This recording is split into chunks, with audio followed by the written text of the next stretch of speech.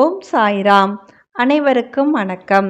இந்த பதிவில் நாம் பாபா சாஹிப் தார்கட் என்பவருக்கு பாபா செய்த ஒரு அற்புத லீலையை தான் பார்க்க போகிறோம்.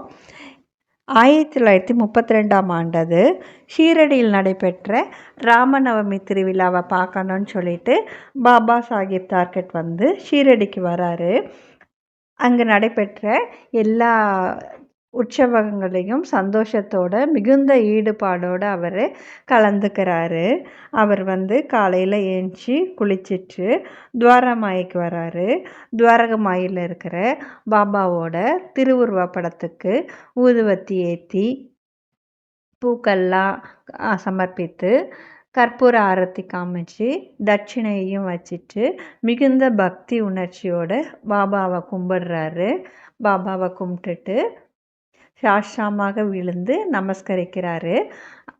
அதுக்கப்புறம் துணிமாயில் இருக்கிற உதியை எடுத்துக்கிட்டு பாபா கிட்ட, பாபா நான் புறப்படுறேன் அப்படின்னு சொல்லிட்டு அனுமதியும் வாங்கிக்கிறாரு. வாங்கிக்கிட்டு சமாதி மந்திருக்கு வராரு. சமாதி மந்திரில் அங்கேயும் பாபாவுக்கு தனது வழிபாட்டை முடிக்கிறாரு. முடிச்சிட்டு எல்லா உற்சவங்களும் முடிஞ்ச பிறகு தனது ஊருக்கு கிளம்புறதுக்கு ஆயத்தமாகிறாரு. அப்போ அவருக்கு என்ன தெரிய வருதுன்னா, மும்பைக்கு கிளம்புற பேருந்தில் ஷீரடிக்கு வர யாத்ரீகர்களுக்காக 3 சீட்டு ஒதுக்கியிருக்காங்க, அதாவது ரிசர்வ் பண்ணியிருக்காங்க அப்படின்னு தெரிய வருது.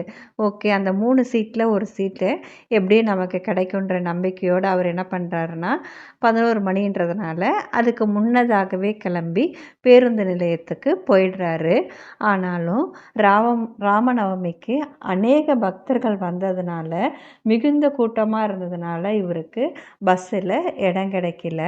மிகுந்த வருத்தத்தோடு திரும்பவும் அவர் தீக்ஷித் வாடாக்கே வந்துடுறாரு. ஆனாலும் அவர் மனசுக்குள்ளார ஒரு கஷ்டம் இருந்துக்கிட்டே இருக்குது. என்னென்னா, நாம் என்ன பண்ணோம், நம்ம ஏதோ தவறு பண்ணிட்டோமா, எதனால் நமக்கு பேருந்தில் இடம் கிடைக்கல, எதுக்கு நமக்கு மும்பைக்கு போகிறதுக்கு அனுமதி இன்றைக்கி கிடைக்கல பாபா கிட்டேருந்து அப்படின்னு சொல்லிட்டு அவர் வருத்தப்படுறாரு. ஷீரடியிலிருந்து மும்பைக்கு பேருந்தில் இடம் கிடைக்காத பாபா சாஹிப் தார்கட் என்ன பண்ணுறாருன்னா, மிகுந்த மன வருத்தத்தோடையே அந்த நாளை கழிக்கிறாரு. அன்றைய இரவும் அவருக்கு குழப்பத்திலேயே போகுது.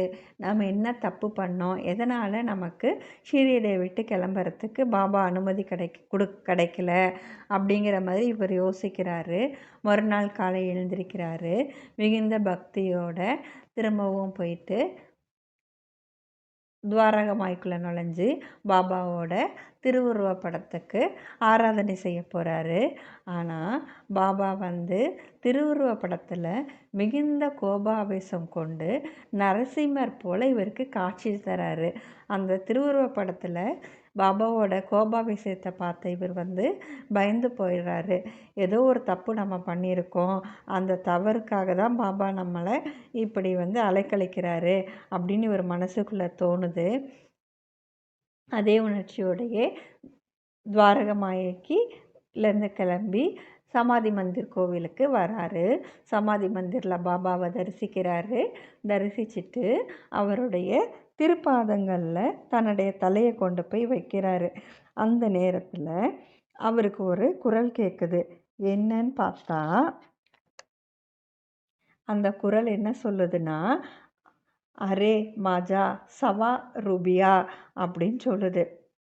இவருக்கு அப்போ தான் திடீர்னு ஞாபகம் வருது, இவர் மும்பையிலேருந்து ஷீரடிக்கு வராரு, பாபாவை தரிசனம் பண்ண வராருன்னு தெரிஞ்சோடனே அவங்க மருமக என்ன பண்ணுறாங்கன்னா, 1.25 ரூபாவை கொடுத்து இதை தன்னுடைய அன்பு காணிக்கையாக பாபா கிட்ட கொடுத்துடுங்க, பாபாவோட உண்டியலில் செலுத்திடுறங்க அப்படின்னு சொல்லி கொடுக்குறாங்க. அதுக்கு இவர் என்ன சொல்கிறாருன்னா, நம்ம உண்டியலில் போட வேண்டாம், உண்டியலில் போடாமல் தக்ஷணா கவுண்டரில் கொடுத்தோம்னா சாய் லீலா பத்திரிக்கையில் உன்னது பேர் வரும், அதாவது டொனேஷன் கொடுத்தவங்கன்ற லிஸ்ட்டில் வந்து உன்னுடைய பேர் வருமா அப்படின்னு சொல்கிறாரு. உடனே அவங்க மருமக என்ன சொல்கிறாங்க, வேண்டாம் வேண்டாம், எனக்கு புத்தகத்தில் பேரெல்லாம் வரணும்லாம் ஆசை கிடையாது. நான் அன்போடு பக்தியோடையும் பாபாக்காக இந்த காணிக்கையை கொடுக்குறேன், நீங்கள் உண்டியல்லே செலுத்திடுங்க அப்படின்னு சொல்லிட்டு சொல்கிறாங்க. சரின்ட்டு இவரும் கிளம்பி ஷிரடிக்கு வந்துடுறாரு. ஆனால் ராமநவமி கொண்டாட்டத்தில் தனது மருமகள் சொன்னதையும் அந்த தட்சணையையும் இவர் சுத்தமாக மறந்துடுறாரு. பாபாவோட திருப்பாதங்களில் தலையை வைக்கும்போது பாபா சொன்ன அந்த வார்த்தைகள் அரே மாஜா சவா ரூபியா அப்படிங்கிற வார்த்தைகள் தான் இவருக்கு நடந்த சம்பவத்தெல்லாம் திருப்பி ஞாபகத்துக்கு கொண்டு வருது. உடனே அவர் என்ன பண்ணுறாருன்னா, தன்னுடைய மருமகள் வந்து அன்போடும் பக்தியோடும் கொடுத்த காணிக்கையை வந்து பாபாவோட உண்டியலில் செலுத்துகிறாரு. மீண்டும் பாபாவோட திருப்பாதங்களில் தனது தலையை வைத்து நன்றி கலந்து தனது வணக்கங்களை பாபாவுக்கு தெரிவிக்கிறாரு. பிறகு பாபாவோட அற்புத லீலையை நினைத்த வண்ணம் மன நிறைவோடு தனது ஊருக்கு சென்று விடுகிறார். இதுதான் வந்து பாபா சாஹிப் தாட்கட்கு செய்த ஒரு சிறந்த அற்புதமாகும். ஜெய் சாய்ராம்.